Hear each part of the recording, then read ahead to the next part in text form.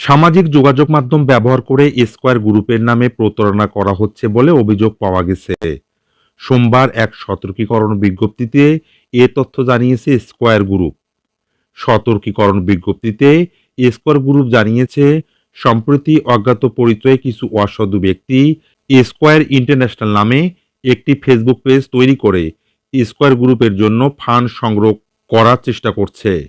Square গ্রুপের পক্ষ থেকে পরিষ্কারভাবে জানানো হচ্ছে, এ ধরনের প্রতারণামূলক কাজের সঙ্গে স্কয়ার গ্রুপের কোনো ধরনের সম্পৃক্ততা নেই। বিজ্ঞপ্তিতে আরও বলা হয়, স্কয়ার গ্রুপের স্টক হোল্ডার, শেয়ার হোল্ডার ও শুভানুধ্যায়ীদের এ ধরনের তথ্যে বিভ্রান্ত না হওয়ার জন্য অনুরোধ করা হচ্ছে।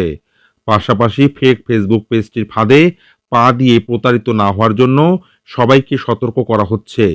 অসাবধানতা বা অজ্ঞাতবশত কোনো ব্যক্তি উল্লেখিত পেজটির প্রতারণায় ক্ষতিগ্রস্ত হলে স্কয়ার গ্রুপ কোনোভাবেই এর দায় দায়িত্ব বহন করবে না।